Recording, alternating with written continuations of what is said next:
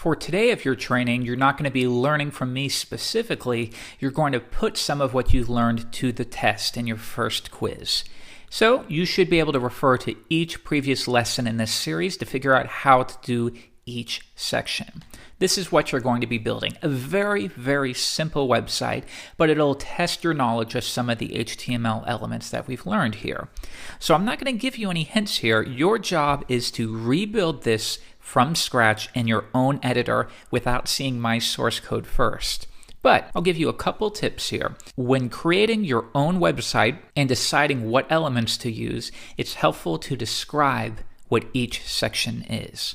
So for example, we have our body, which is this whole window here, and it looks like it has a different background color.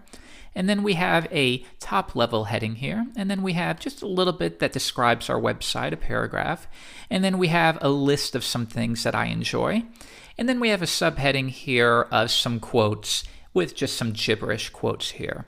And it looks like within our quote, they're styled just a little bit differently. It looks like the text is centered and there's a border around our quote.